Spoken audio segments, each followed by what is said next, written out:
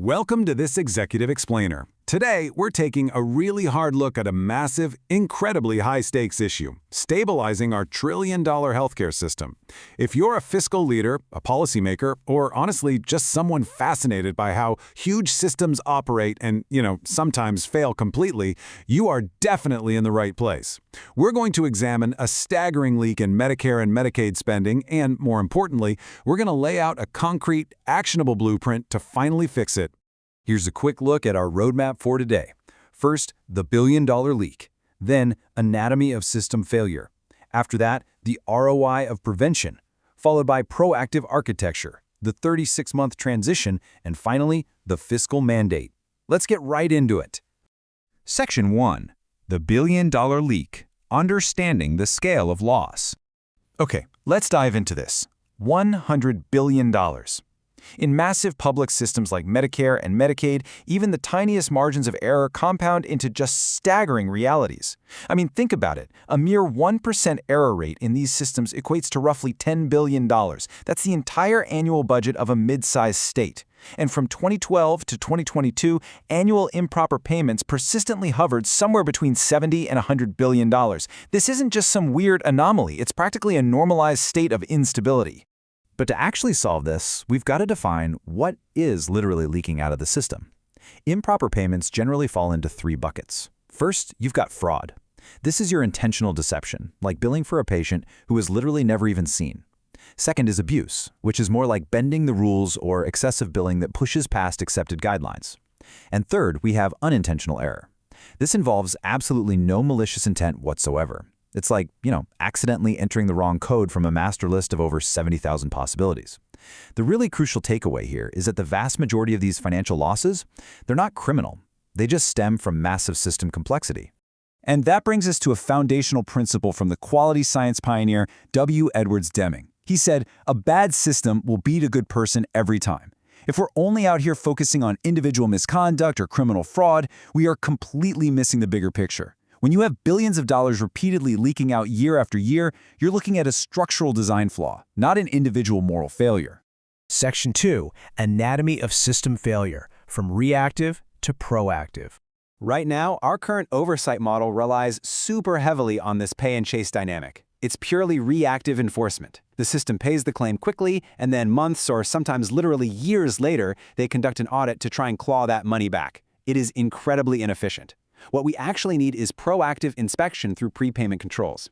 This means checking for compliance and statistical anomalies before a single dollar ever leaves the system. And this brilliantly illustrates exactly why reactive enforcement fails. Look at this. A massive 85% of all improper payments are attributable to system errors and process weaknesses. Only about 15% actually results from deliberate fraud and abuse. So, treating every single improper payment as a law enforcement issue, that's fundamentally the wrong approach. This proves, without a doubt, that we are dealing with a systems engineering issue here, not some massive crime wave. We've actually seen other high-consequence industries solve exactly this type of problem. Consider commercial aviation. Decades ago, they completely shifted from just investigating crashes after the fact to continuous flight data monitoring. By embedding real-time feedback loops and capturing data continuously, they dropped fatal commercial accidents by over 90%. Healthcare payment systems require that exact same architectural shift. We need automated data capture and continuous real-time monitoring. Section 3. The ROI of prevention, the mathematics of oversight. Now, what's really interesting about this slide is the stark contrast in the return on investment. Traditional post-payment audits typically return about $4 for every $1 spent on administrative overhead. Why so low? Because you're burning hundreds of thousands of staff hours investigating cases and navigating these endlessly lengthy appeals processes. But transitioning to prepayment statistical monitoring yields $10 or more for every $1 spent. Catching the error before the money actually leaves the system requires vastly less administrative effort, and it just completely eliminates the need for those super expensive recovery operations. Section 4. Proactive architecture, engineering the fix. So Congress actually has to take specific legislative actions to build out this architecture. First off, they need to mandate real-time analytics and anomaly detection for all federal healthcare payment programs. Second, they must authorize multi-year, dedicated funding. This data infrastructure can't just be subject to the totally unpredictable whims of the annual budget cycle. Third, legally require root cause analyses when anomalies are detected, not just asking for a simple repayment. And fourth, they need to codify the organizational independence of oversight bodies, structurally separating them from the folks actually distributing the payments. Operationally, this proactive architecture basically breaks down into 3 core steps. Step 1 is independent inspection. This means your reviewers sit entirely outside the direct lines of authority of the people processing the payments.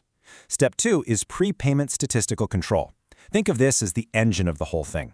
Claims that exceed established deviation thresholds trigger an automatic review before any funds are released. And finally, Step 3, centralized corrective action tracking. Every single detected deficiency gets logged in a secure, unified system, and it stays totally open until an independent verification proves the underlying process has actually been fixed. Section 5, the 36-month transition, execution roadmap. Let's move to and see how this builds across a strict 3-year timeline.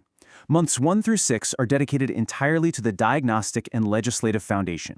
This is where you're securing funding and setting up your statistical baselines. Then, months 7 through 18 represent the real operational phase. We're launching what's called a Sentinel State Pilot, where these prepayment statistical controls are actively tested and refined in real-world environments.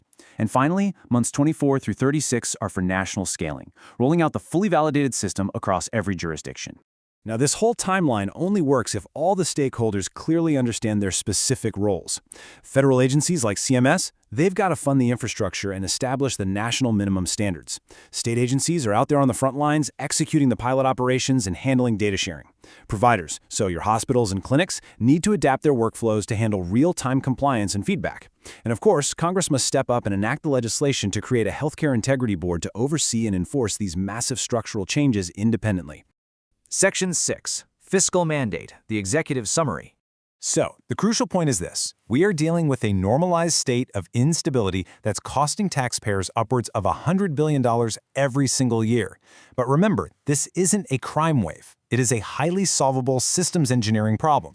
Shifting from reactive pay and chase enforcement to proactive prepayment inspection provides an absolutely massive return on investment. Honestly, it's the ultimate tool for long-term fiscal stability.